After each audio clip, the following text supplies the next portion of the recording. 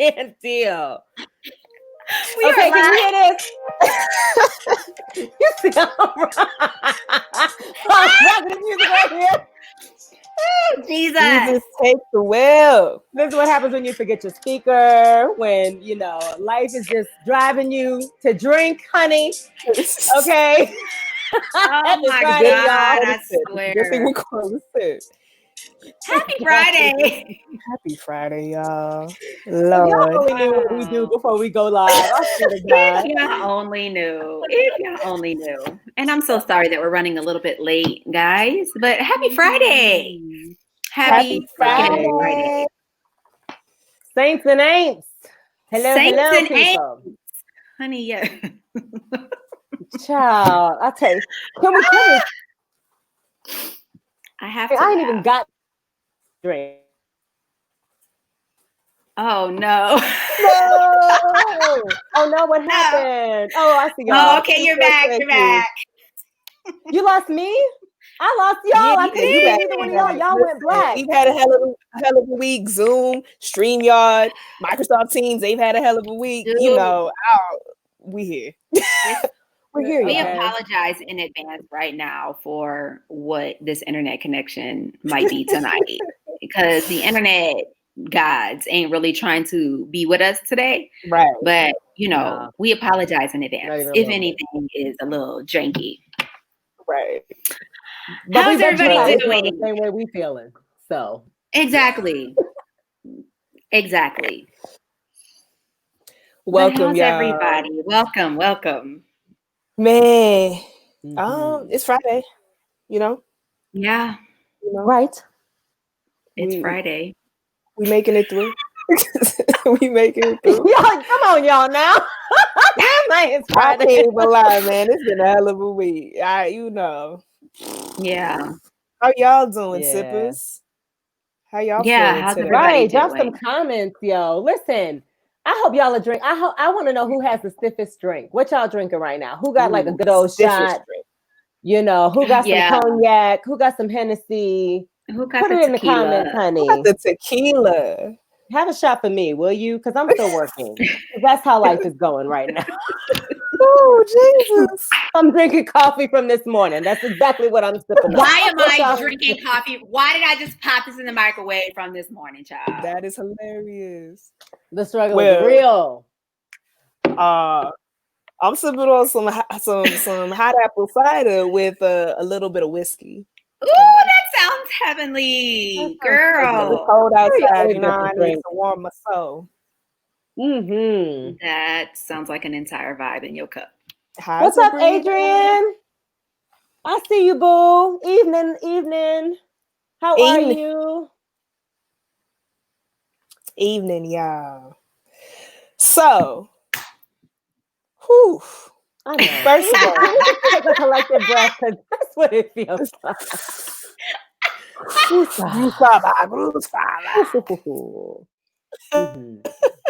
Like Regine used to say on well, y'all, I just want to give y'all a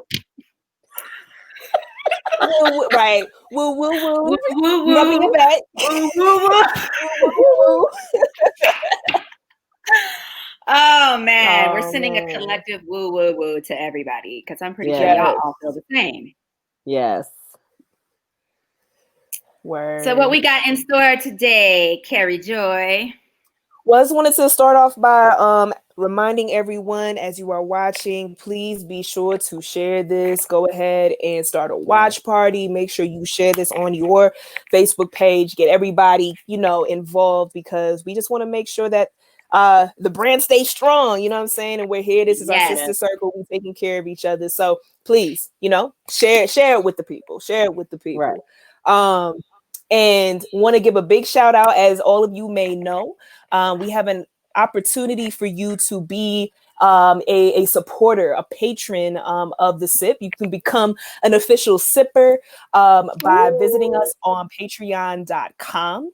And you can, for as little as $5 a month, just help us keep this thing going. All right. And so I wanted to ask y'all, I'm going to go ahead and drop this link right here. Make sure that y'all visit and become a patron. But I also wanted to ask, hey, if there are any perks on there, or if we're missing any perks on there that you would like to see, please be sure to let us know. Hit us up.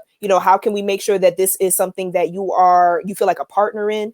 But a big shout out to our newest patron, Dr. G. Just wanted to give you a shout out. Thank you so much for your support. Thank you so much. We couldn't do this without you. So thank y'all so much. Visit and support. That's all I got. Dope. And what's up, y'all? Hey to everybody who's commenting. Drop us the city that you're viewing us from. I know y'all's in Louisville, Kentucky, so let us know where you're from. So before we get started, I do want to just piggyback off of what Carrie Joyce said. Please head over to our your podcast platform of choice and also rate us there. It really helps with visibility. So please, if you use Apple Podcast, Google Podcast, on wherever you go on there and give us a rating and give us a little message about how you're enjoying the show, and that will help to support us as well. So thank y'all so much. We're gonna Alabama in the house. Oh, sorry. Oh yeah, Alabama in the house. Yay! So we're gonna start with Sisters in Power. Yeah. Yes. We're gonna change up the vibe a little bit this week. We want to celebrate some good old Black women. So I think, Raj, you had somebody that you wanted to highlight this week. Yes, I am so excited about Viola Davis. I just had to shout her out because she has just released a movie, Ma Rainey's Black Bottom, about Ma Rainey. And what I love about the film, of course,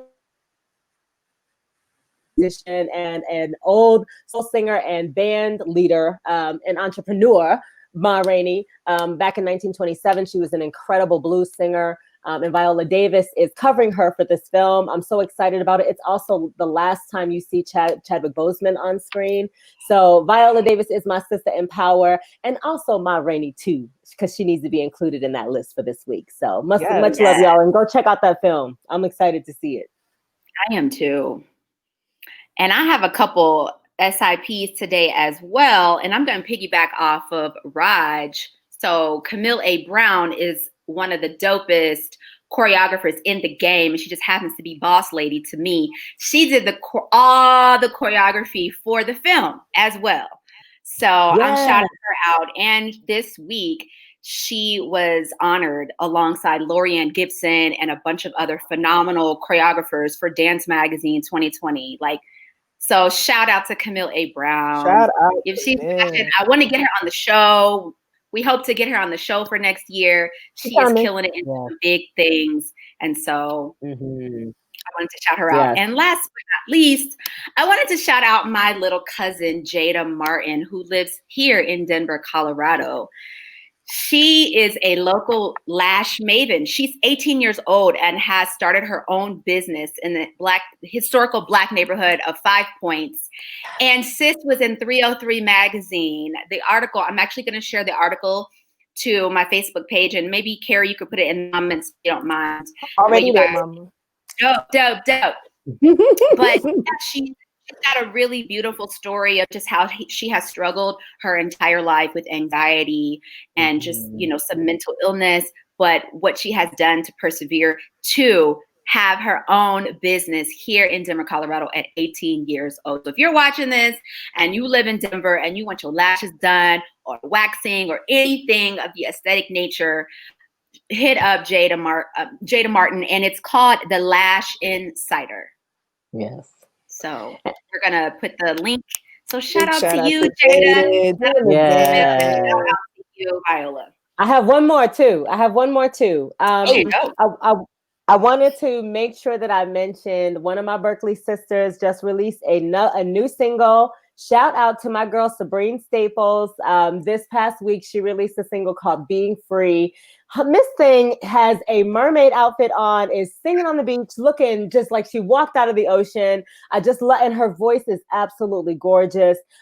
We want to do a music segment going forward for the SIP. So if y'all have new music, I want us to announce, send them into heygirl@thesippodcast.com. Did I get that right, Karen? Yes, you did. I'm always the one that's like, what's the password again? What's the website again? But y'all send us your music because we want to showcase you, and we know so many dope musicians. And so shout out to my girl Sabrine for her single Being Free. I'm so proud of you, sis, and I wish you all the best in your career. You are awesome. So love you, girl. Sabrine Staples. Shout out. Dope, ladies. So yay, so we got the good feel. We got the good out. Wait. I'm gonna let you do it, Nick. Go ahead. What do I want to start with? I mean, we're still waiting for our special guest to arrive. So I'm gonna start with the light, and then we gonna move a little forward. So this week, I don't know if any of you watch Jada Pinkett Smith and her daughter Willow Smith and her mother Adrienne Norris Banfield. I think that's her full name. They have a show on Facebook called Red Table Talk. And this week they had Olivia Jade on the show. Now, if you don't know who Olivia Jade is, her mom was Aunt Becky on Full House. Lori, I'm going to even pretend to say her last name, but they got caught up a year or so ago. She and her husband paid over $500,000 to get Olivia Jade and her sister into UCLA. Remember that? The wife getting by on your merits is not, whatever. But. Because, honey, we'll get there. So the mom got 2 months in federal prison, and the dad got 5 months in federal prison. And Miss Olivia Jade wanted to talk to somebody, and of course she had to reach out to the 3 Black women, that is Jada, Miss Adrienne, and Willow, to come forth and tell her story. And child, when I tell y'all, I got my entire life watching that whole episode, that whole freaking interview. And I'm going to tell you why. Very, very rarely do you see a platform of Black women with some hot mess, little white girl situation where the accountability level is through the roof. Listen, Gammy was not here for Olivia and her parents, y'all. She was like, do you understand why I have a problem with you being here? And I was like, okay. Period. The end. Gammy was like, Jada, I understand you trying to be all kumbaya and give this little girl her little moment. Everybody deserves redemption. Boom, boom, boom. Gammy was like, nah, son. I'm interested in what you guys feel about it because, I just feel like so many times Black women got to be somebody's mama and auntie. Right. Why do we have to be the one to soothe your spirit? Why do we have to be the one to, oh, woo, woo, woo, girl. It's okay. You did some hot mess, but you a little white girl. You're going to be okay. And I felt like she intentionally went on the show with 3 Black women to get her little ego, and I'm not saying, listen, everybody gets a second chance. Yes, yes, yes. We all know that. But I just felt like it was really strange that she chose this platform. So I wanted to know y'all's thoughts about it. Well, I do have some thoughts. First, I agree with you about why did she choose that show? But at the same time, I'm also like, it's just deserves that she chose that show because Black women will get you all the way together. So if you felt like you were going to be okay coming on a show, and you felt like, we were, Black women were going to excuse you, she got a rude awakening. My second thought was Jada wanted the ratings. Here's the thing that I think. I think that Jada, I sent you a text message about this, Nick. Yes. I think Jada Gammy is the emotional people mind. Because I'm sure Jada was like, okay, I really don't want to have this conversation, but the ratings will be through the roof, so let's do it, blah, blah, blah. And Gammy was like, I'm not here for it. So I think Jada knew what she was doing, even though, And then the last thing I'm going to say, and I'm sorry, Carrie, because clearly I made notes about this subject here. But no, you good. The last thing I'll say, did you notice the moment that homegirl finished Gammy's sentence about Black oppression? That was the moment for me where I was done, where Gammy paused and she said something. I don't remember what homegirl said. Inequality. Right. First of all, shut up. Like, Gammy's good. You know what I'm saying? Gammy's good right then. Right. Gammy's good. Exactly. Like, I don't need you. I'd have been like, did you just come on my show and then you want to finish my sentence about Black oppression? No, that's what you're not gonna do.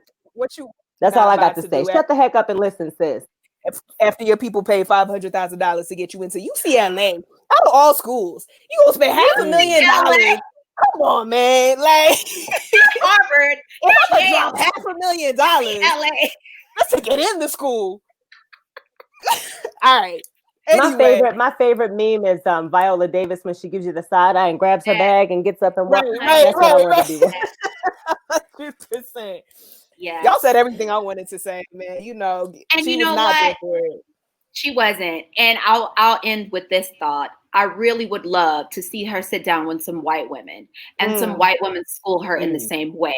Now that will be some progress. Yes. Okay. It's just another Black person telling you how to be, how to act, how to understand your privilege. Then that ain't really doing anything for me. Sit down with Katie Couric and them and let me hear them get you together.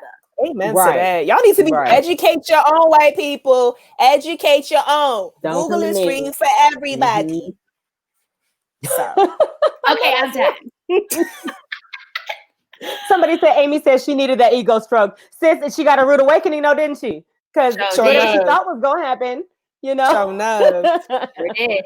out to you, Amy. Thank you for being. That's my girl. I just want to give a shout out. Let her come on the sip so we can get her all the way together. How about that? Oh, honey, she don't want Carrie Joy. She come on the sip. Carrie Joy be like, there's no room for you on the sip. Right? Let me drop these bars. Shut up and listen. Okay. I made a poem just for you. Like, bruh, just for you. And it starts with an F and it ends with a U. No, I'm just because at the end of the day, like Gammy said, she's gonna be okay. Right. Like, and don't tell me you went to Watts. Don't tell me you went to Compton and went to the after school program. Girl. Did she say that? Wait, I missed that part. Sure did. She's like, and I went to the after school. I decided to use my voice, and I went to the schools in Watts. And I was like, girl, you lost me. Don't. We don't need you to patronize us now. That's what you're not gonna do, okay? She doesn't deserve that space. You know what I'm saying? She doesn't deserve that space. And I agree with you 100%, Raj. Like, it was for the ratings. Like, and I get okay. Do you know? Boo? But like, you know, I don't have time for you. We don't got time. Yeah, like no, you've already taken up enough space to the point where you know you have removed people that were more qualified to be at UCLA. You know what I'm saying? Just so you could take up space. And I'm tired of giving white people space. Like, I'm moving on. We moving on. I'm gonna say one last thing. Oh no, yeah. When you release the mothers from prison who put their children in separate school districts for better education. Amen. Okay. To that. When you release them, then you can come on my show and talk to me. Come on. But your parents only getting 5 months while there are some women who are in jail for years. Right. You kiss my entire ass. And I mean that shit definitively. Right. Absolutely. And I wish that Gammy had brought that up. Right. Talking about anyway. Truancy. Kiss my ass. Wow. You see, you got us hot, right, y'all? You know what I'm saying? Feeling all heat. But y'all, just really quick, we gotta talk about this Tiffany Haddish with yes, we do. Let the people know. What happened? What happened? In an age of you can't make this shit up, and in an age of you should have known better, and in an age of I thought this was 2020. Here we new segment. Oh no, internet. Come back. Come back. Oh no, you can't. You know what? You know what? The internet. We're gonna be all right. We're gonna be all right. When this is over, I need the most epic vacation. That's all I'm saying. I need the most epic because every day is just too much. Anyway, like I said, can't make this shit. The age up is 2020, and you should have known better. The Grammys reached out to Tiffany Haddish. Wait a minute. First of all, the executive who later apologized should have reached out to Tiffany first, but they sent some low-level chick to do it. So the Grammys reached out to Tiffany Haddish and asked her to host a portion of the Grammys, but then said, can you do it for free? And we will not cover your makeup, your hair, any of the logistics of the things that you need. And Tiffany, to her freaking credit, said, need it good. I'll see you next year, or I'll see you another time. Say it again. Say it again. Just say it one more time. Oh Lord. You know what? I'm gonna tell y'all something. And Facebook can kiss my butt, and StreamYard can kiss my butt. All y'all internet people can kiss my butt. This is the third time I done said this damn segment. Anyway, the Grammys went to Tiffany Haddish, and they offered her no money, okay, to host the Grammys. And Miss Thing said absolutely not, and let the people know. And good for her. I'm sorry y'all didn't hear like the detailed part that I gave. But I hope, can you hear me? Because you're looking at me funny. Yo, that was perfect. Okay. No, you did good. I'm sorry. I'm just making a face about the story. No, keep going. So the Grammys literally asked her to basically perform for free, to which Miss Thing said no.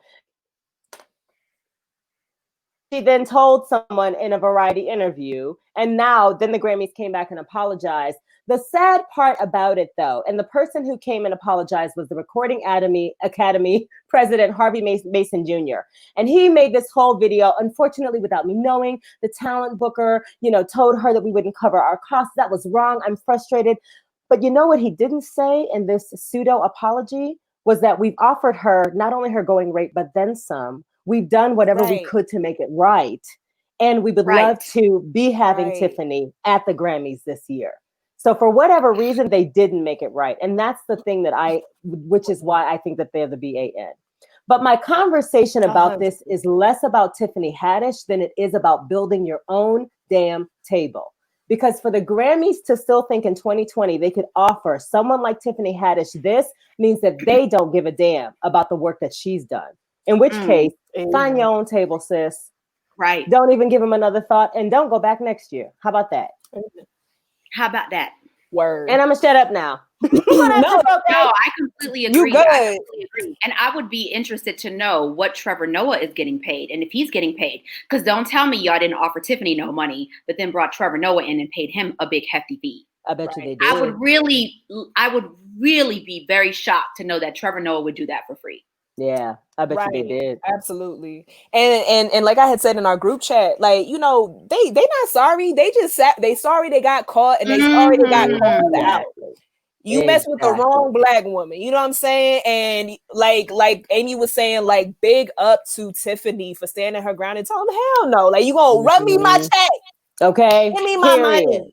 And Japoki's up in here. What's up, Japoki? Yeah, when we had Japoki on the show, she said, "Run me my money, fam." Okay.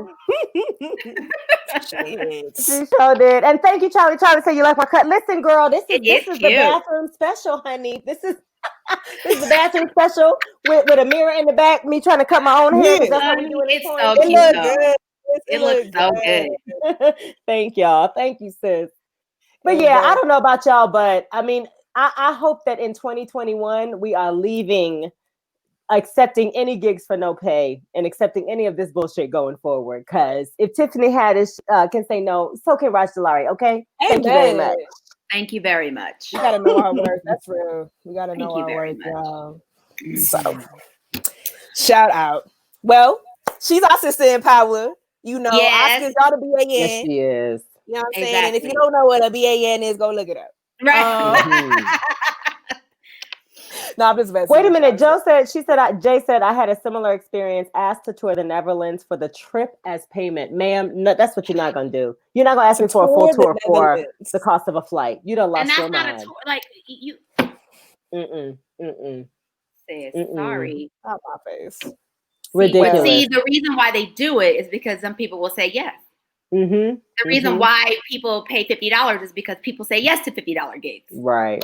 But that's another story for another time. But that's real, girl. And Oscar, you got the money. Okay, I'm done. You do. All right. You do. So, yeah. On that note, everybody, let's just go ahead and take a sip before we get ready for the next segment. Cheers. I'm hyped. Okay. I am too, honey. I need some entertainment tonight, honey. Some tips, honey. I got questions. Yeah. Y'all ready? I need some quarantine tips, you know. All right, y'all. All right. So we are going to be bringing in the fabulous guest of honor today. I just want to go ahead and read their bio real quick. So we want to introduce you to Honestly Nay, led by Shanae Adams. And she says that she serves her community in a variety of ways, including therapist, educator, and sex positive enthusiast. I created this page, speaking from Shanae, I created this page to serve my mission of sexuality normalization, explanation, and melanated representation. My passion revolves around the liberation of embracing sexuality. I am known for my dynamic workshops, sex positive mindset, and eliminating the taboo around sex and sexuality. So I want to go ahead and introduce the fabulous, the phenomenal Shanae, Honestly Nay Adams. Come on in.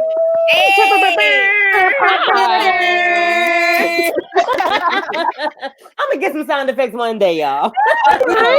We made you got your wine and popcorn. You good? I did. Y'all was talking. I was like, wait, I need a snack. Word. How you doing today, Nay? Oh, I am so good. It has been a day, but I made money, so it's been a good day. Yeah. Any day you make money is a good day, honey. Yes, it is. How have y'all been? Man, pushing through, right? Pushing through. But I feel like this show at the end of the week, I feel like it kind of re-energizes me a little bit. You know, definitely. What I'm saying? Always being with my girls. So absolutely. So we're just gonna go ahead and kick this off first with we have a question of the day. All right. And so the question for today is, if we had, all the money in the world and all the options of living wherever we wanted in this galaxy.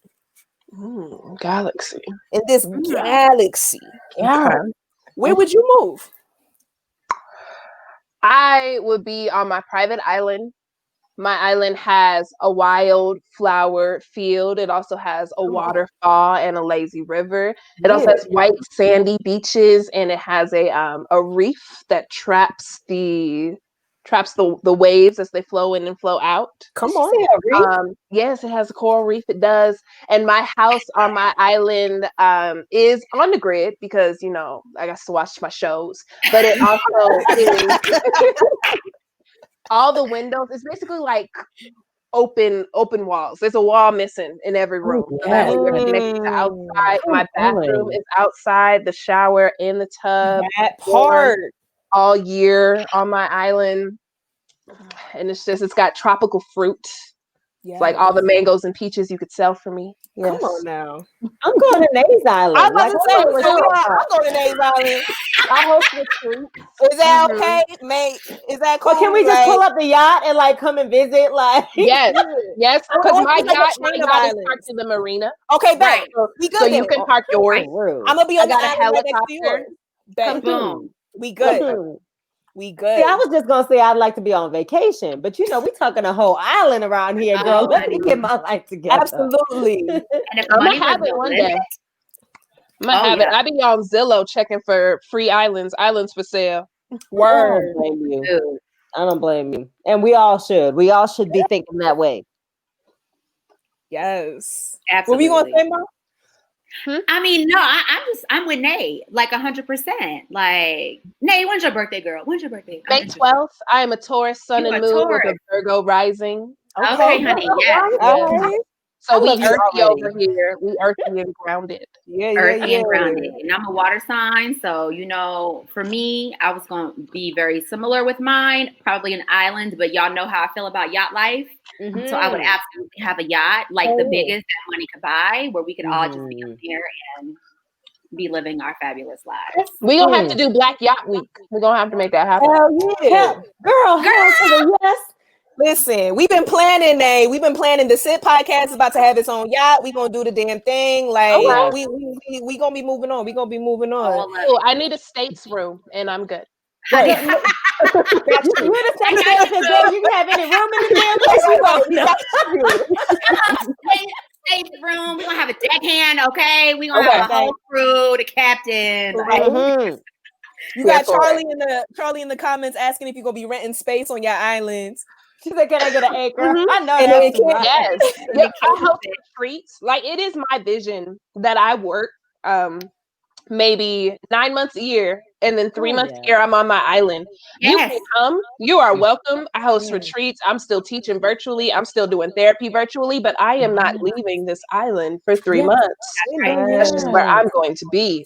Amen. Amen. I'm following you wherever you're going. That's all I know. You got the plan. You got the plan. Mm-hmm. And then my baby Candy said, Ibaka said, we going to Saturn, babe? Is that where we going? As long as they got, I want some black sand. You know what I'm saying? Mm-hmm. I want some black sand. I want some bioluminescence. You know what I mean? Like, you know, I'm saying, like, the waterfall. I'm here for that too. I don't know if there's water out there really yet, but we gonna figure it out. You know, talk to the universe, make it happen. But she got us. She hear us. Yeah. Right. Absolutely. Listen, Charlie, I'm with you, girl. We can move to Phuket. That's okay. Yeah. Thailand is one of the best places too, because it's expensive to get there, but it's cheap to play. So cheap. Now, see, I was gonna be with Candy. I was gonna say, like, can I just have another planet? Because I'm all the stuff that's going on in this world, I'm out. But then, you know, Nay was talking about the island, so I'm good. I'll just roll on over there with y'all. My island can be far, Candy. It can be far away. Be our own galaxy. Right. Far away. Yeah, exactly. Word. Oh, I just need some kind of trip. I don't care where we go. Right. I'll go with y'all wherever. Pretty much at this point. Amen. Well, Nayo, we are so excited to have you on. We have some few questions. We want you to just tell the people. I'm gonna start off here. Tell the people about who you are and what it is that you do. Okay. So my name is Shanae. Call me Shanae. Call me Nay. Call me honestly.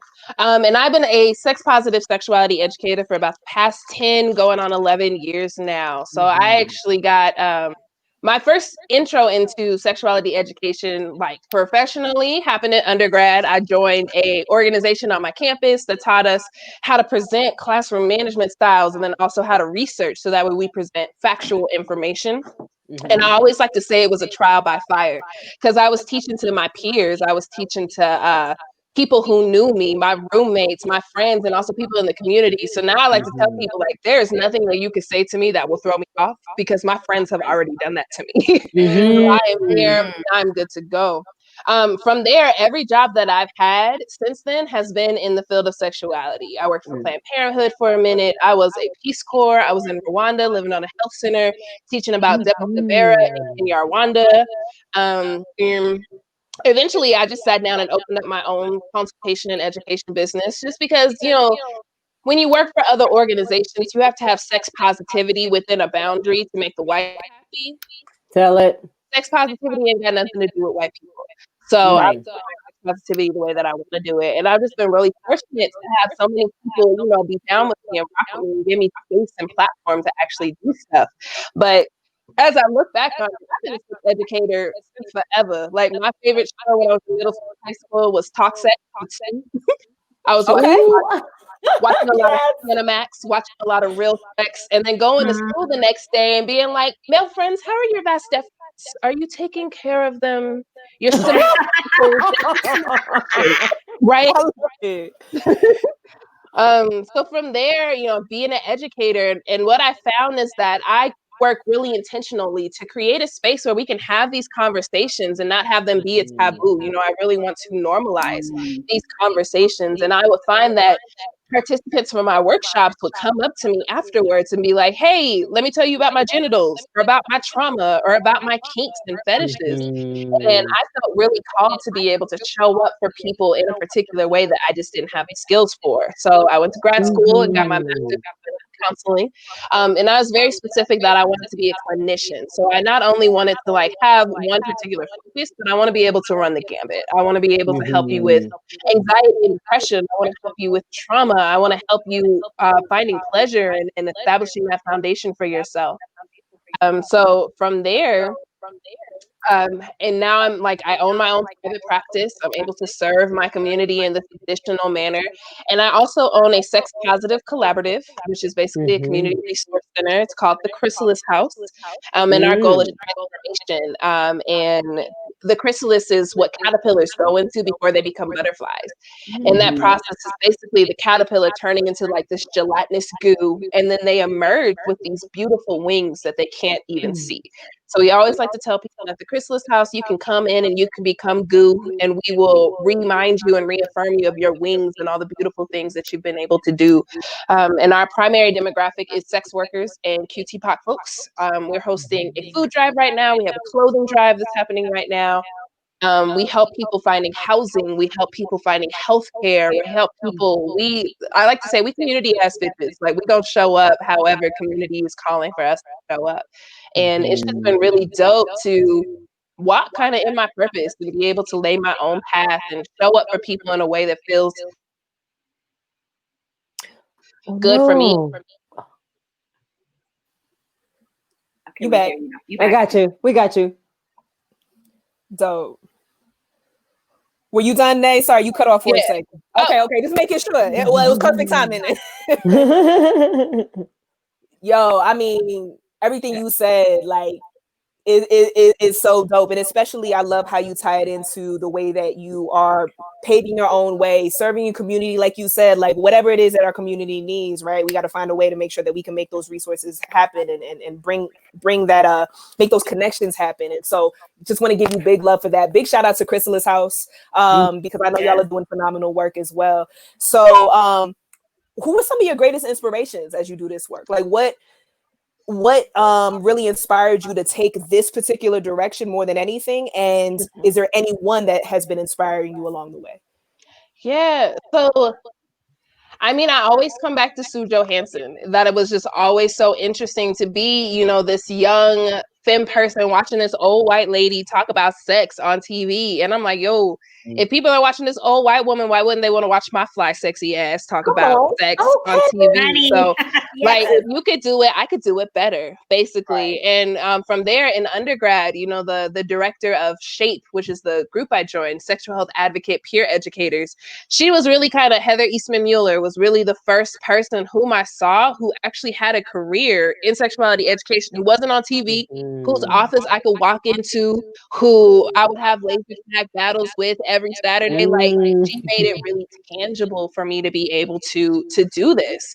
And when I started my career, my business plan was basically like, I am going to go everywhere. I'm going to be at every conference. I'm going to be in everybody's face. Everybody's going to know me. This is what I do, and this is how I move. And from there, I was able to surround myself with so many Black educators.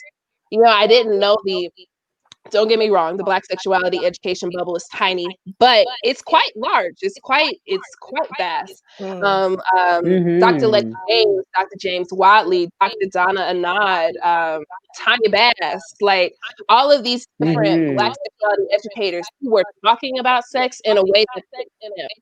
You know, there was no blueprint or no script that I had to follow. And then from there, I really started to solidify myself as a kink educator, as a kink-based sex positive educator, and getting to know, you know, Just Setting Jasmine, Luna Matatas, Marla Taneas, like really getting able to sit down and pick brains with these other queer Black folks about, you know, what does it mean to be not only a Black sex educator, not only a femme or a woman sex educator, but a queer Black femme sex positive sex educator who is just able to chameleon and change and do the things that I need to do. And from there, from hitting the ground running and just putting myself with people's faces, like I'm finally at a point where I don't have to run and do energy getting people to know me. Now I'm at the point where people are like, hey, saw your interview. Hey, was in your workshop. Hey, do you want to come and do something with us? And it feels really good just to be like 3 years ago, looking at Nate,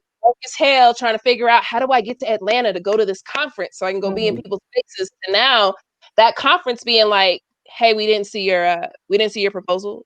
Right. Where is your proposal? Right, where you at? Right. So it's just it's so dope. And it all started with being like, let me set Nickelodeon to the back button, but let me watch this dirty show late at night. Yeah. I mean, that's so real. Oh, go ahead. My bad. I was gonna say, even like reading Zane, Eric Jerome Dickey, like and just being like, why are there so many words for dick? How come there's so many words for orgasm? Like, how do I work this like flavor, this culture into the things that I want to do and how I want to do them? Hell yeah. I mean, the first time I met you was at the weekend soiree. I remember you had your table set up. I was like, yo, who is this? You know what I mean? And ever since then, I know we had you back at Interfest as well. And you have been like killing the game. And so I have been watching some stuff about pleasure activism and some of the work that you have been doing like on the same stages as Adrienne Marie Brown. And talking about kinks, right? I wanted to ask you, I know Kinktober recently passed. Talk to people about kink. Like, what do we need to know about kink? Right. So what I love is when I walk into Black spaces and I'm like, yo, I'm a professional dominatrix. I'm a kink facilitator. I help people bring their fantasies to life. And the first thing I hear is like, oh, that's white people shit. Wow. And I'm like, no, it's not. Let me tell you why. Let me tell you how. Because if you Google kink, 50 Shades of Grey, that bullshit's right. It's a horrible representation of kink and BDSM, but at least people now know what these letters stand for. At least people are now thinking. The majority of my kink clients are all women, are all women of color. So I'm able to create this kind of like femme pleasure, femme empowerment space where, you're able to kind of shed the Black superwoman life, and you're able to not exist in these different tropes, these different sexualizations that we as Black women oftentimes run into, whether that's the mammy, Aunt Jemima, the asexual person who nobody is interested in pleasing, the sapphires, your angry Black woman who's always in your face, who uses her body to get what she wants. But if that's all you got, you must not want much. And the Jezebel who, is just over-sexualized. And it's, as we sit down and we have these conversations, what I find is that a lot of women aren't engaging in kink because we've been labeled, we've been put into these boundaries, we've been put into these sex archetypes, and it feels really, really hard to be able to find your pleasure within it. So kink is not only, sex-based, like, yes, there are certain kinks that come with some kind of genital manipulation, but I really use kink as authenticity. Kink is a way to access your pleasure, and it's a way to trigger your creativity. It's a way for you to enmesh yourself in what feels good and feel unapologetic about it. And that's also something that comes in the liberation of sex. I find that if you can ask for what you want sexually, you can ask for what you want in the office. You can ask for what you want at Dunkin' Donuts. You can ask for what you want from your partner. Like, once you're able to articulate that this is what I like, I don't have to explain to you this is why I like it, you're able to just have the momentum to tackle every single other aspect of your life. Girl, get me all the way together. That's my life, man. Learn team today. Learn team. Okay. Mom, I know you had a question, sis. Go ahead. I do have a question. So I'm sure in your profession, you see folks who have come from all walks of life. And I think there's so much shame around sex. And a lot of Black folk have been raised in that shame around folks. What do you do when a client comes to you and they're like, I want to experience X, Y, and Z, but I'm just so steeped in shame, or just I don't know how to get out of this uncomfortability of feeling this way? What are your suggestions, and what's like your advice for that? Absolutely. So I am studying for my national counselor's exam right now. So there's like theory heavy in my head right now. But shame is a component of the superego. So if we think about Freud, the personality down into the id, which is pleasure based, we move towards pleasure and we move away from pain. There's the superego, which is like the superhero. We're concerned with what society has to say and morals. And then there's the ego, who's like trying to juggle and balance everything out. So shame is a component of the superego, and it's the idea that what we've done to gain pleasure is somehow not welcomed by society. And the way that we're able to shift the superego is we have to shift the society, the culture, the thoughts, the values that we place and we surround among these things. And that oftentimes comes from, me asking my clients, like, so what are the messages that you've received about sex and about pleasure? Were you told that touching your body is nasty? Have you seen your vulva? What does pleasure look like or feel like for you? And not sex-based pleasure, but what's something you smell that turns you on? What's something you taste that makes you happy? Like, there's a variety of ways for us to achieve the experience of pleasure. And then from there, shame is also dispelled when you bring it into the light. Because again, society sets these bounds, these constructs that we don't talk about that. We sweep it under the rug. That's not something that we do. So now there's this even more intense feeling that what we're doing is wrong. So when we bring that out into the open, when we own it, when we start to adopt values that support us and let go of values that don't support us, that's when we're able to live in our authenticity and get out of shame.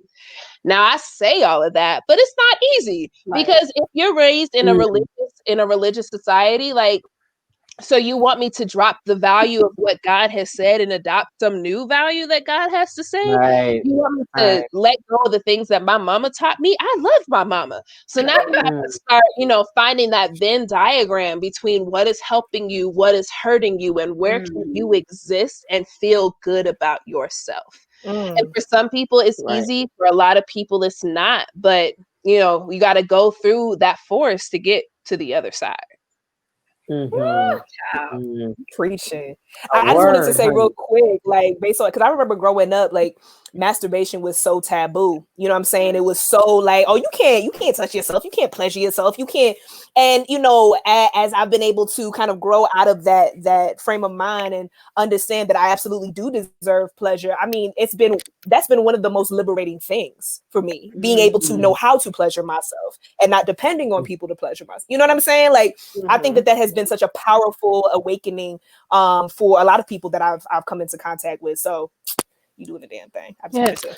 I love talking about masturbation because whenever I get a new client or if I get like a couple who's like, we don't have good sex, and I'm like, okay, what kind of sex do you want to have? And they're like, I don't know. And I'm like, okay, what feels good to you? And they're like, I don't know. And I'm like, okay, well, your homework is to go and touch yourself, and you don't have to touch your genitals, touch your arm. Is there a pressure that feels good? Scratch your arm. Is there a pressure that feels good? You got some lotion? Rub that lotion on your thigh. Does that feel good or does it not feel good? Like, you can start at the tiniest basics of steps. Go look at yourself in the mirror and just look. Just sit with yourself. Don't judge. Don't let that itty bitty shitty committee come in and tell you that this is jiggling and that's not the right proportion, right? Just go look at yourself for 30 seconds. What was that experience like? And when I talk about like pleasure and the connection and the relationship that you have with yourself, then we get the opportunity to talk about sex magic and the ability that we have as powerful creatures to manifest the realities that we want to see. There's so much energy that comes with orgasm. There's so much of this energy that if you manipulate it, you can manifest whatever you want or whatever you see in your mind just through the power of your own orgasm and masturbation. But also we can talk about the fact that the goal of sex does not have to be orgasm. The goal of sex shouldn't be orgasm because nothing fucks up trying to have an orgasm like trying to have an orgasm.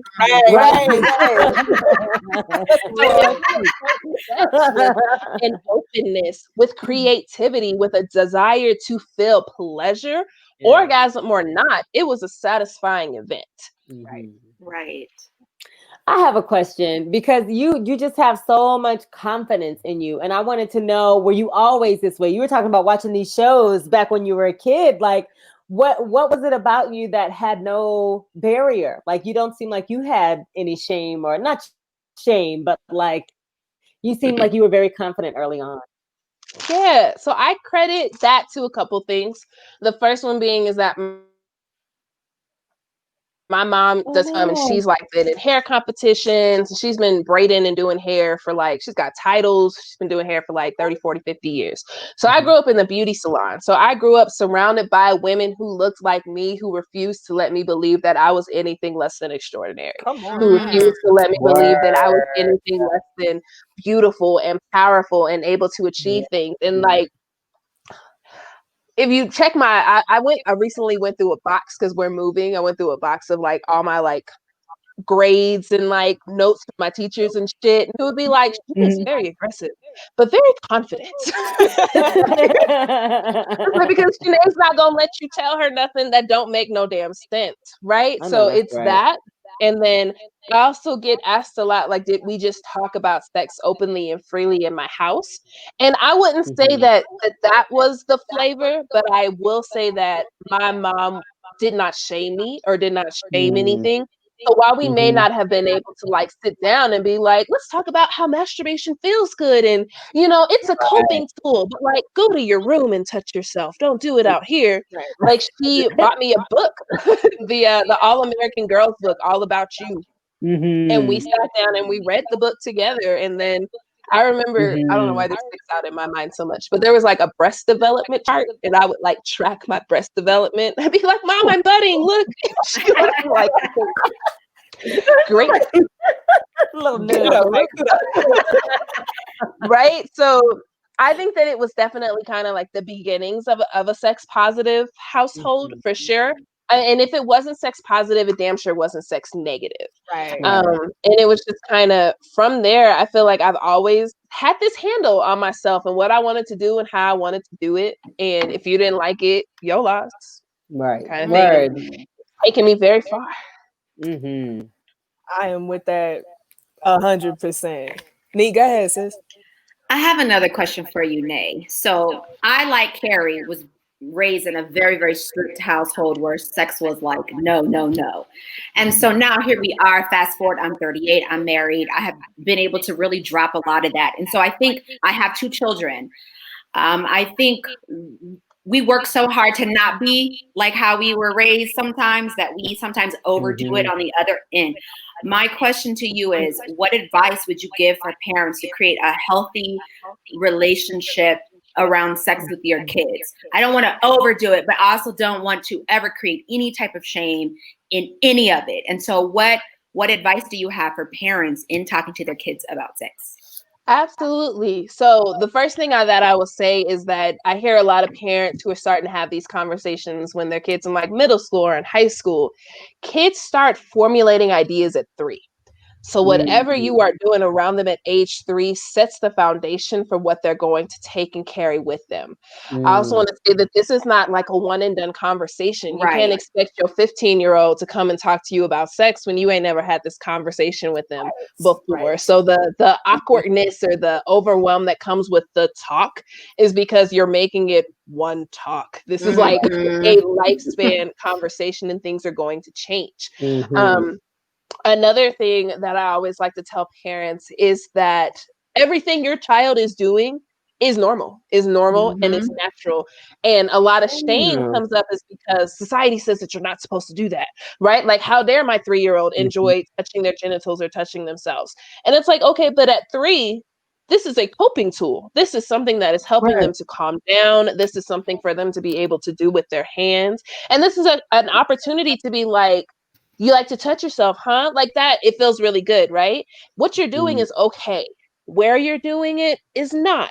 So you want to take this and you want to give them, you want to set and create those boundaries. You also want to start having conversations about consent early.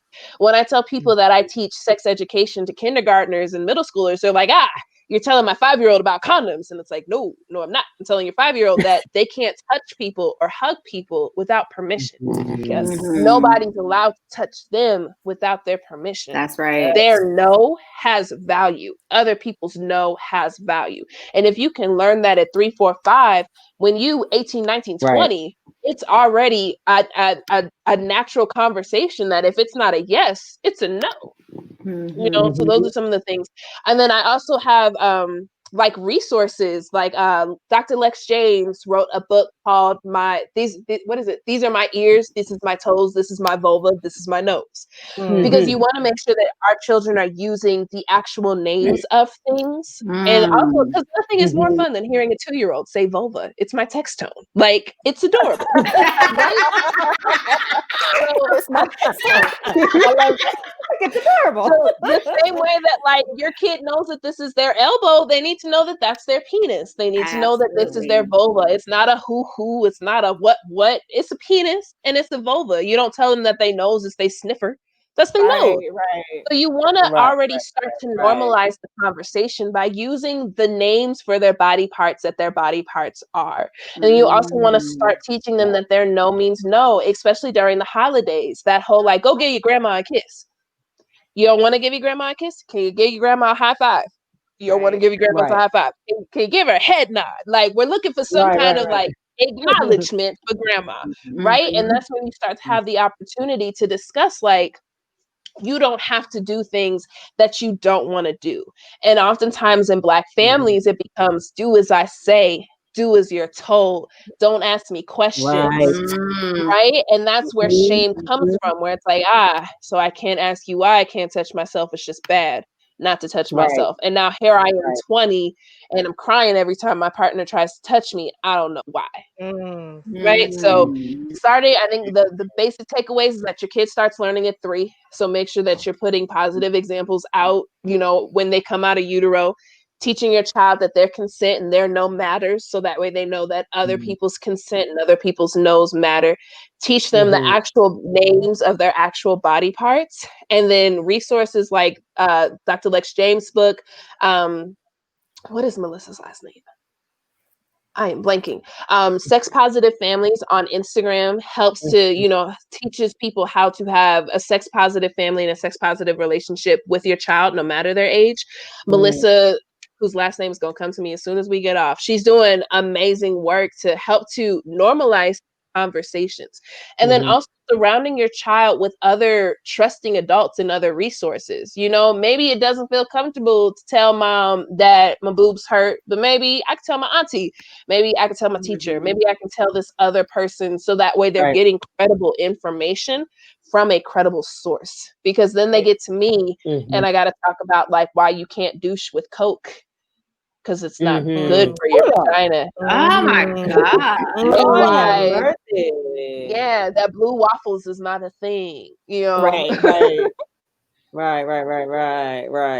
Wow. Okay, I got a question for you because, you know, talking about kids is cool, but, you know, I need a grown-ass woman answer. So, because see, here's the thing. I didn't grow up like Neek and Carrie. I actually grew up the absolute opposite. My mother was very open. I had sex education as a kid, very much. Like, I think I was young reading Our Bodies Ourselves. Like, my mom was very much, true to her credit, we always had good conversations. I learned about masturbation early, all of that.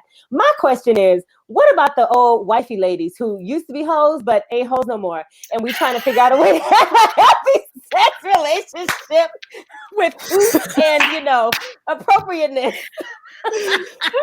No, but you know, I'm kidding, but my real question is, how do you bring the spice up in your relationship in the age of quarantine, in the age of everything, you know, when you've been long-term relationships, any of that stuff, you know, for us other people, you know, don't laugh at me, Carrie. Charlie said home reform. I just thought that tickled. That's not home reform. Yes, home reform. Okay.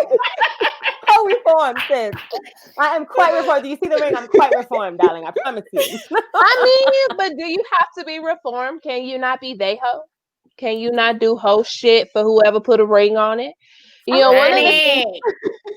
one of the things that I'm seeing, especially from a lot of couples and especially in this age of quarantine, is that people don't take the opportunity throughout their relationship to check in on the change and to get to know the person with whom they are in a relationship with now.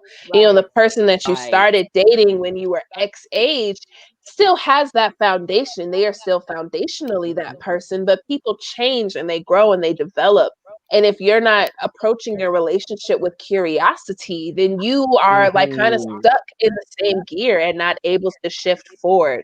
So some things that I'm hearing from couples is like, we argue all the time because I didn't know that he wanted the dishes to be that way, and I didn't know that she don't like it when I put my socks here, and I didn't know that they are a vegan. When the hell did they become vegan, right? It's You're like, who is this person? It's because you haven't had the opportunity to sit down and check in with each other about what's happening, what's changing, what's going on.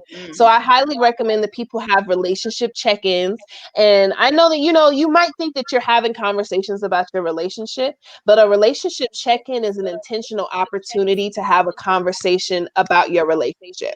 And you should treat it the same way you would any other kind of business meeting, because relationships are business. Marriage is a business agreement before it is anything else. So you need to have the same way that you're going to have business meetings with whomever you sign the LLC with. You need to have business meetings with whoever you sign that marriage certificate with. And it needs to come the exact same way. You need to schedule it. Yo, Thursday at 2 p.m., we having a relationship check-in. I tell people to make an agenda. What do you want to make sure that you talk about in this relationship? You also want to make sure that you are listening to listen and not listening to defend. You're not listening to respond.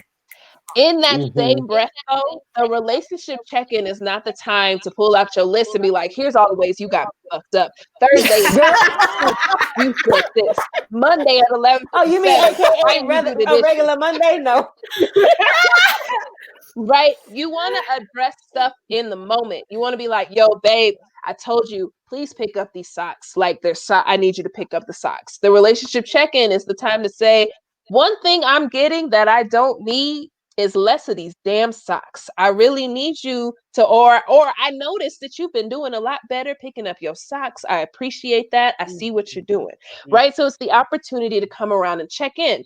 I also like to tell people that you should be having after sex check-ins as well. Did you like what just happened? Did you not like what just happened? What would you have liked more of? What don't you want more of? You want to have these intentional conversations because we're collecting data.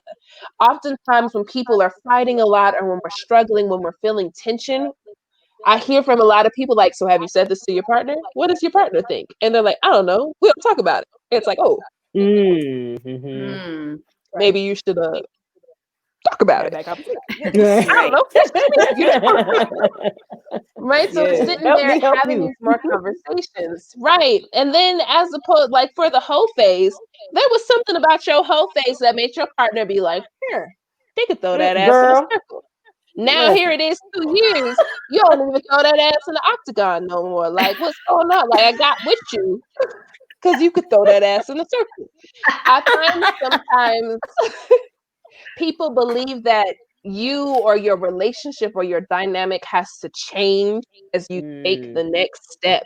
And that always makes me think, like, are we on an escalator? Like, what's the next step? Shoes? Is it men's clothing? Like, what is the next step? Right? So avoiding, we're not taking the next step because your relationship honestly does not change. Who you are foundationally as a person does not change. There are things that grow. There are things that develop. There are things that develop. There are things that evolve. But if I, as your partner, can't look at you and see who you are right now, not who you were when I met you, not who you were before the baby, not who you were before the trauma, not who you were before the house. If I can't see who you are right now, I can't show up for you right now. And showing up for that other person doesn't do anything for our relationship. Come on. Oh, honey, can you just take tonight? Take a breather right there. Everybody just take a sip. Let that sink in. Right. Because those were bars. Okay. Right, bars. Okay. A whole last word. Amen. So I like that Joe fucking was like, wake up, I got notes on what you just did. Honey, now in my whole days, that might have been something I might have said. I try to have some these days. Oh my God. I mean, but maybe don't wake them up because I know I'm not receptive coming out of my sleep. But maybe this is something cute in the morning, like, here, baby, here's your eggs. I could use less tongue. That would be nice. You Right, want some coffee? You know what I'm saying? Just drop it. Why you at it? Now, I have a question. Uh-oh. And I'm hesitant to ask it because I don't want anybody to think this is like my situation, and I don't want to put anybody out there. But Okay, I so do your want to friend. say, Tell me about your friend. so Right, my friend's husband might not be able to last so long because it's just always so good. Ooh. What are some tips that you would give Yeah. the males for maybe lasting a little folks longer? with penises? Okay. So I want to Especially ones that start don't by vibrate. saying that that the majority of people who have penises have some kind of erectile dysfunction. The majority of people with erectile dysfunction, whether it's always happening, whether it's sometimes happening. And ED can be linked to a variety of things. If you're stressed, it's hard to keep it up. If your diet's not good, it's hard to keep it up. If you got high blood pressure, low blood pressure, bad circulation, it's hard to keep it up. So the first thing I always like to tell people is that if this is becoming a problem, like something that is having a genuine impact on your life, and I know male-bodied people don't like to, but you need to go see a doctor. Because there could be something else that's going. I'm sitting here trying to teach you tantra and teach you kink, but you eat too much salt. So nothing that I tell you is gonna help no damn way, right? So Shade, honey. if it's impacting your life in a serious manner, the first thing I always recommend is to go to the doctor. Now, once we go to the doctor and, things turn out to be fine and that you're just experiencing some normal erectile dysfunction, there's a couple things that we can do. The first thing that I always like to tell people, especially like if once they get into the good, and the good's just too good, you just got to bust real quick because it's too good. I always like to tell people to have an orgasm, have an ejaculation before you have intercourse with your partner. Because that second orgasm, that second ejaculation is going to take longer to come. You want to bust that. You know how you throw out the first pancake when you make it? You want to bust that first nut and throw it out. And throw it out. But what if you only got one good one in you the whole night? Okay, so then that's the only nut you got. So if you only got the first nut, then there are some things that we can also do. Okay. So first, I always like to ask people, it's like, is there a position that lasts longer? Because especially like heterosexual intercourse, penis and vagina sex, that there are certain positions that elicit more sensation and certain positions that don't elicit as much sensation. Then it also becomes a conversation of who are we having sex for? Are we having sex so he can nut, or are we having sex so she can nut? Right. Because statistically speaking, she is going to take longer, which means that we need to put ourselves in a position that is going to be pleasurable for her so she can do what she needs to do. And then you can go ahead and flip the pancake around and do whatever it is that you need to do. So we need to be looking at positions that are going to elicit more sensation and less sensation. Maybe you got to do the boring position for 15 minutes to crank the level up. And then you can get into the good position and switch it up. You need to be more versatile, more creative. I always like to think of the Kevin Hart back when he was funny had a special. I agree. Girl. Where he was like, I do like 12 positions, like 40 seconds. I'd be like, bang, bang, bang, I flip them over, bang, bang, bang, I flip them over, bang, bang, bang, right? You get a whole experience in this 40 seconds, but it don't feel like 40 seconds because we done did 20 positions, right? So maybe you do need to try some different positions and try to figure out, what's feeling more good, what's feeling less good. Some other things that could be useful is getting your stroke game up. And to get your stroke game up, you use something like a fleshlight or like a masturbator. And there are fleshlights in particular that counts the number of strokes you have before you orgasm. And you can actually treat it like a video game. Yeah. So it's like, all right, so you got 100 strokes last time. Can you get 110 strokes this time? And that way you're able to start to set your brain, set your focus, set the intention of being able to get your stroke gang up. Okay, but what do they have for girls? Because what goodies can we get though? That's what I'm trying to figure out. Okay, so I'm gonna swing. I'm gonna swing back 2020. Let me finish my people with penises first. Some other things that can be really useful are things like cock rings. So the way that erections work is that people think that the penis is a bone. The penis is not a bone. The penis is made out of stretchy or spongy tissue that's very porous, like SpongeBob. It's got a lot of holes. And there are 3 veins that run through, and it's surrounded by that spongy tissue. When a person with a penis becomes aroused, blood goes through those 3 veins, and the veins get bigger, and it makes the spongy tissue compact, and that's what makes the penis hard. It makes it become erect. At the top of the penis, there's a valve that traps all of the blood inside of that erection. It traps all of the blood in there. Sometimes when people have erectile dysfunction, those valves don't close, or those valves don't stay closed. So something that can be useful is a cock ring, which actually goes around the base of the penis where those valves are, and it helps to keep all of the blood trapped in that erection, There's very basic cock rings that are just, but then they're like high-tech cock rings that have vibrators in them, because that cock ring usually comes in contact with the clitoris if you're having sex with a person who has a clitoris, so that way you're able to provide a little bit of extra pleasure. There's also cock rings that attach to additional dildos if like double penetration is your thing. Now you have like a whole extra dick who don't go soft, right? That you're able to use if you need to. Oh wait, I like how somebody in the comments was like, "I just popped in. What did I step into?" Right. About the dick, don't go so. Word. Yes. So for male-bodied people, then there's also something called Kiza, which is a tantric technique, which actually allows for male-bodied people to experience multiple orgasms the same way that female-bodied people do.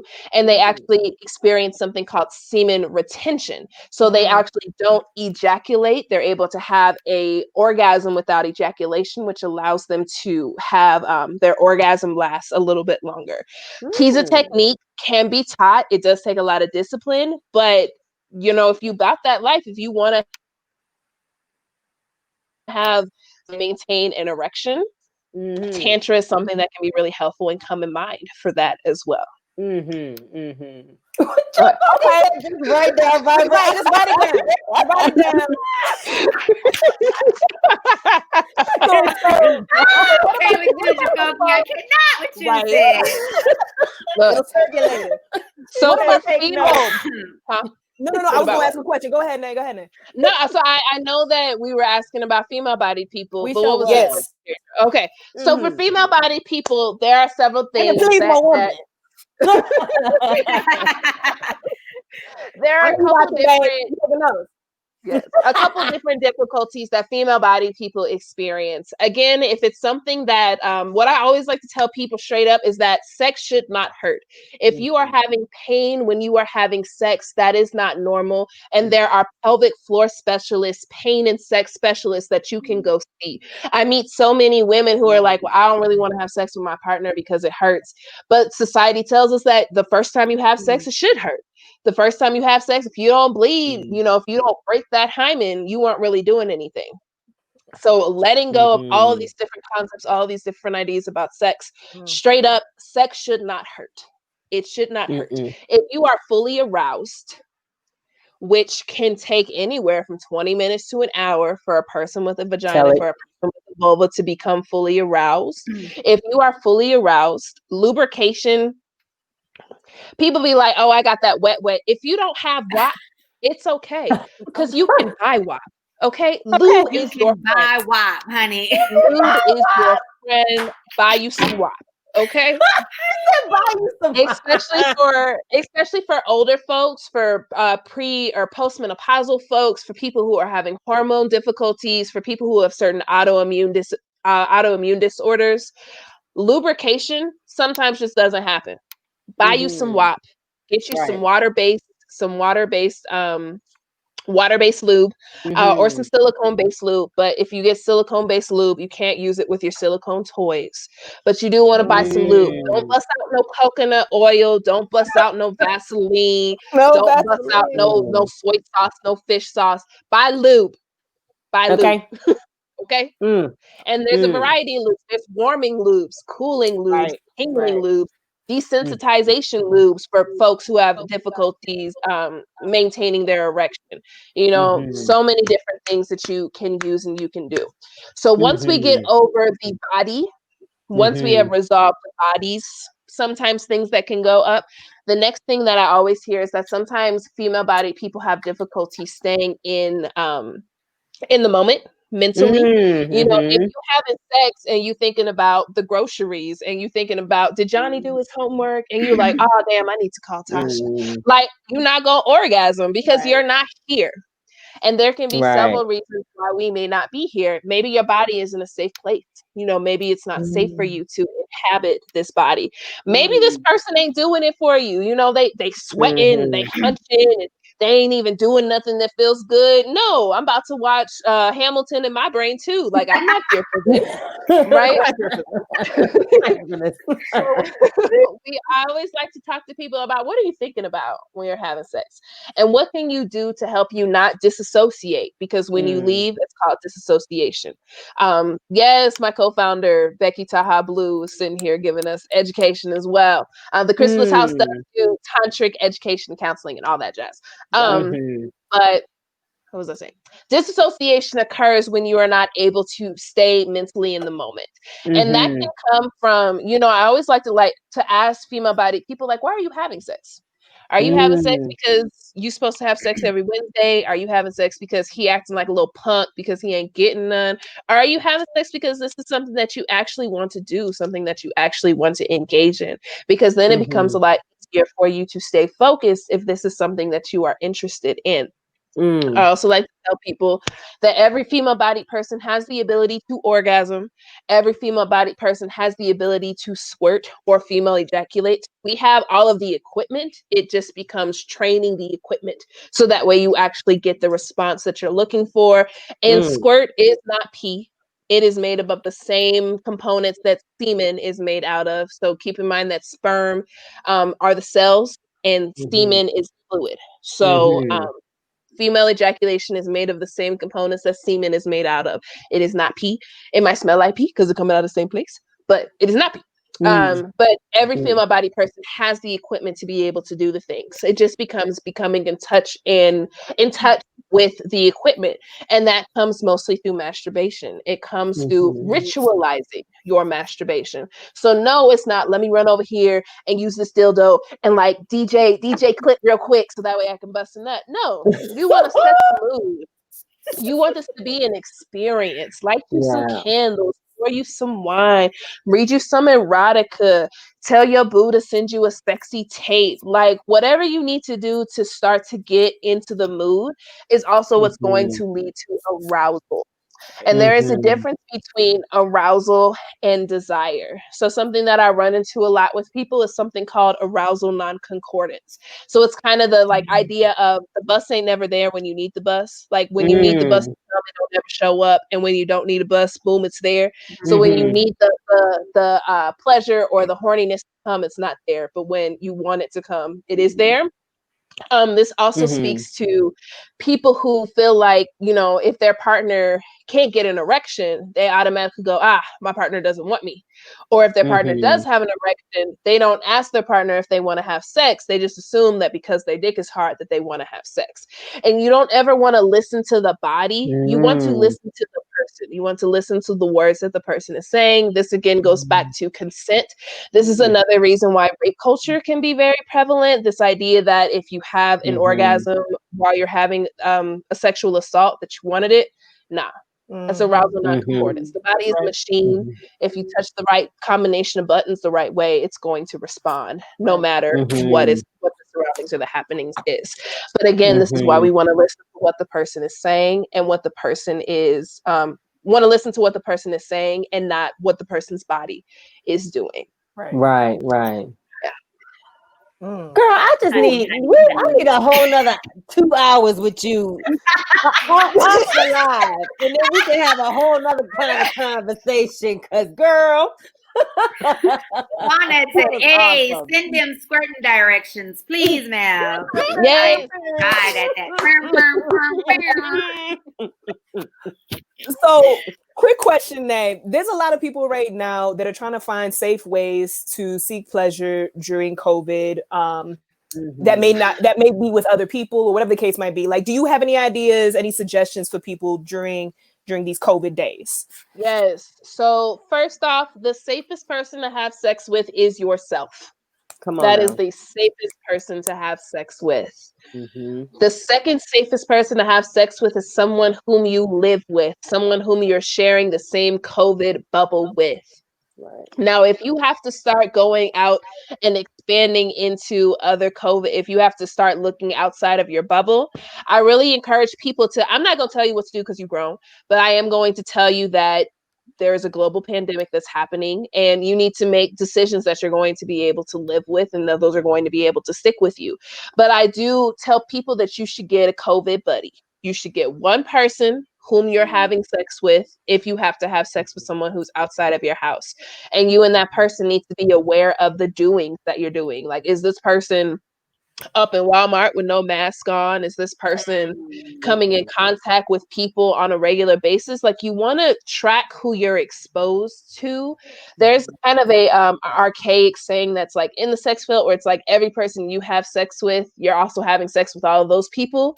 Every person you come in contact with, you are coming in contact with everyone whom they've come in contact with. And this is a social disease. This is a disease that is spread from us talking to each other and interacting with each other.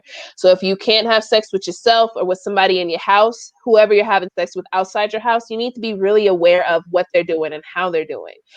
In particular, for people who are non-monogamous or polyamorous, some things that I'm seeing people come up with is like COVID contracts. If you have these three partners and you want to be active with all three of your partners, then there's some understandings and some agreements that need to be made before you're able to do that and pursue with that. I also know a lot of people who are having a lot of anxiety at the thought of, leaving their house and engaging in any kind of sexual interaction with somebody. And for that, get you some toys, get you some lube, get you some pay for your porn, pay for your porn. Word. For your porn. I know everybody in their mind. There's so many new folks on OnlyFans. What you're attracted to, they out there. They out there, and they will take your coins to do whatever it is that you want to see them do. And also, like, I keep reminding people, like, why do I feel like I just got called out? Like she said, pay for your porn, like, Okay, did anybody else just feel that cold gust of wind come over? No lies told. No lies told. Accountability. Who knows sex workers? What you getting on RedTube, on PornMD, on KinkTube? You getting 30 seconds of this 20-minute video. You don't want to see the 20-minute video? Like, if you enjoyed the 30 seconds, think about how good that 20 minutes is going to be. Think about how dope it might be to interact in real time with your favorite porn star. Because I guarantee I can't do that. I don't need you seeing me while I'm seeing you. I'm good. That's okay. Oh, you have to have your camera on. You can even send them notes and send them messages like, hey, go lotion yourself up. Right, they got you. They got you, right? But you have Nick gonna go on Morris Chestnut's OnlyFans profile and be like, yo, do we got Take it slower. Slow down. got the Morris blood. Okay, got the Morris blood. I want all the chocolate. Yes, you gotta step into your exhibitionism. Yes, that might be. Or if you here to let people watch you, that you might be a voyeur. I always like to tell people that everybody is kinky. Everybody is kinky. There's this idea that you're kinky or you're vanilla. But the thing about vanilla is, like, even if we think about ice cream, like if you like Rocky Road ice cream, or me in particular, I love cookies and cream ice cream. What makes good cookies and cream ice cream is a good, tasty, solid vanilla. That's real. Yes, that is real. On point. Because if it's shitty vanilla ice cream, then it's just shitty ice cream with a bunch of shit in it. Come on, Nobody wants that. So if you're vanilla, all that tells me is that you have laid a solid, tasty foundation for your sex life. And now, why don't you go do that on the stairs? Go do it on the couch. Give yourself a little pop, a little spank, add a little sprinkle to that. Okay. Yes. Oh Lord. Right. Listen, I'm gonna be calling you, Nate. Don't tell nobody. Don't tell nobody. Right. So I am a sex positive, pleasure based coach. So I talk to people about, how do I get my partner to choke me more? That is a conversation that we can have. How do I get my partner to talk dirty to me? I was Love a good choking, honey. We can have. Choke me, honey. Choke me. I teach for Kinktober. I taught a class on impact play, on sensation play, on breath play, and on shibari, which is Japanese rope bondage. So I help people bring their fantasies to life. I also am a pleasure coach, and we can talk about, the barriers that you may have experienced that have led to an inability to have the kind of sex that you like. I'm also a mental health clinician. So if you are having some anxiety about COVID or some depression in general, you can hit me up. I am here for all of your mental health, wellness, pleasure-based needs. So, Nay, how can people want to say one thing? Oh, go ahead, Raj. I was just going to ask, how can we make sure we get people connected to you? Go ahead, though. Yes, I'm sorry. I just wanted to say, we used to have an Airbnb, and I remember a lady stayed with us once, and she came here for a pleasure conference, and I remember she was talking to me about feeling pleasure and all this kind of stuff. White lady, and I remember looking at her and thinking, she's so free and she just knows herself and da da da da da. But to talk to you, a woman of color who is coming from this perspective, is so refreshing and it's so empowering. And I just wanted to thank you, because there's not enough women that I know of color who are speaking about health and sex and kink in this way. So that's all I wanted to say. Much, much gratitude. Thank you so much. Thank you. Definitely our sister in power this week, Nay. Thank you so much for being here. And there's a lot of people in the comments that are like, yo, how can I get more? How can I connect? How can I reach out about some personal shit going on? Like, talk to the people then. How can they connect? Right. So you can find me. The easiest way to come in contact with me is at Honestly Nay. Honestly, NAE. Instagram is on some bullshit, so I don't know if I'm still gonna be there. But I am on Twitter, and Facebook then shut down my page 2 or 3 times. So honestlynay.com. Well, they owned by the same people. They've been fucking around. Right. Yeah. So Facebook is shut down, Honestly Nay, 2 or 3 times, and Instagram keeps telling me that I'm solicited for sex when I talk about workshops. But we're gonna see. But my website is the fastest and easiest way for you to be able to come in contact with me. That's honestlynay.com. Get on my newsletter so that way you can keep up with me with what I'm doing. On my website, you'll also find my webinars. There's like 5 or 6 webinars that's up right now. There's one about arousal. There's one about how to ask for the kinky things that you want. There's one about communication, and then there's the Kinktober series that is up there now. And I try to add a workshop every 1 or 2 months. So next year you can expect a workshop a month. And if you're on my newsletter, you'll get the alerts as to when those workshops are available. Through honestlynay.com, you can also find the Chrysalis House. If you look at my About section, you can click on the Chrysalis House. It'll take you to that website. And you can also look at that website and you'll find my therapeutic services. It's MAI. Therapeutic services stands for manifest, affirm, and intent. I see here, do I train sex therapists who want to offer sex therapy? So I am a licensed professional counselor candidate. So I am a practicing therapist who exists under someone else's license. So I'm not fully licensed yet. However, I do offer those workshops and those classes. And I have a class coming up with the Sexual Health Alliance. No, with some entity, child. Sign up for my newsletter. You know that, right? We'll get it. You're busy talking about her newsletter. Remember I'm looking busy, man. But that workshop is all about, it's called Kink and Practice Theory and Culture, where we talk about kink, like the actual components of kink. We talk about the theories that support kink, such as human focus, somatic therapies, Black feminist thought, cultural race theory, critical race theory. So I am a theory nerd, so I will nerd out with you on theory as much as you would like to. And it is my intention to, while I offer a lot of things for, community, I am transitioning into offering more things that are therapy based and based in tools and techniques to help to make the therapy field a lot more sex positive. So I be doing things, y'all. I be doing the things, and if I can do things for you, are you doing anything around legalizing sex work right now? Yes. So the Chrysalis House is very intentional about our legalizing sex work that we want. I saw that Candy posted something that we need to work together. We is working together, Candy.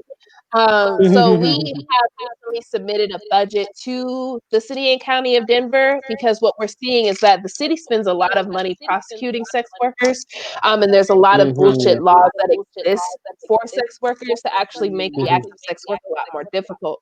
And what we're finding is if we have education, if we have safer spaces to be able to work, we can actually save the city a bunch of damn money, as opposed to all of the different things that exist for engaging in sex work.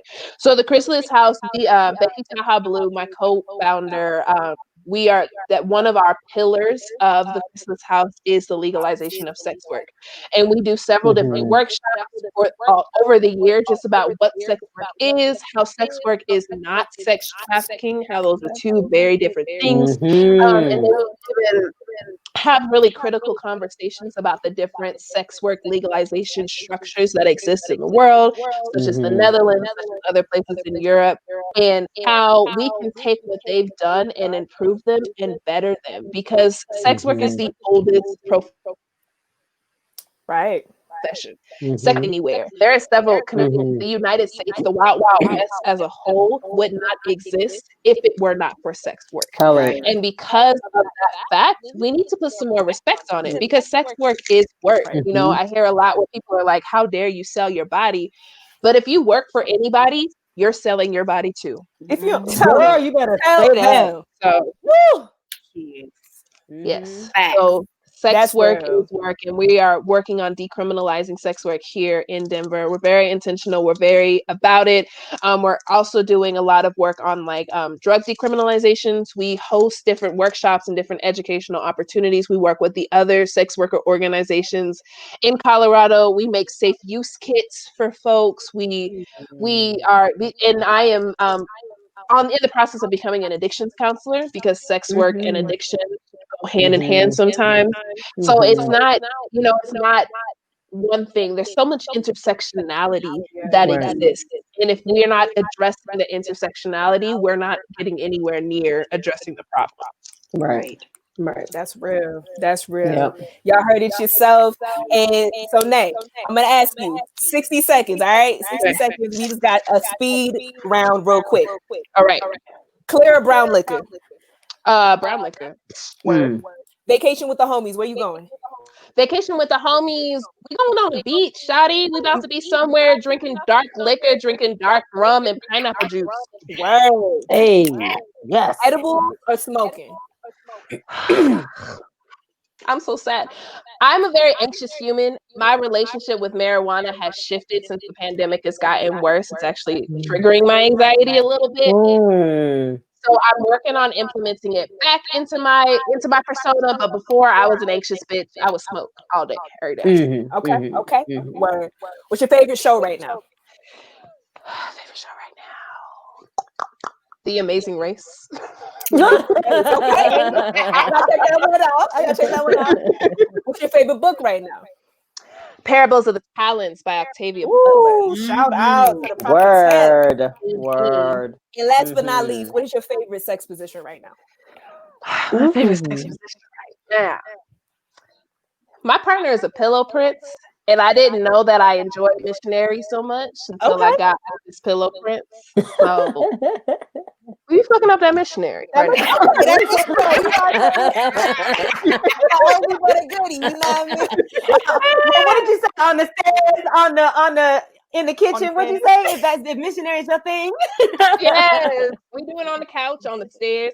I like to watch, and missionary is a good position for you to be able to watch. Oh, that's a good idea, actually. Hold on now. Word. Well, thank you so much. Lovecraft Country. I do love Lovecraft Country. But you said right now, what I'm watching right now. Yeah. And you good? We're reading Lovecraft Country right now too. So word. I plan on. I have to go ahead and buy that, and then buy. That's another conversation. But yes.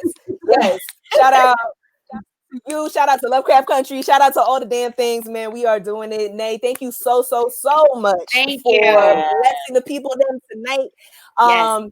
Family, please be sure to visit honestlynay.com and show your support.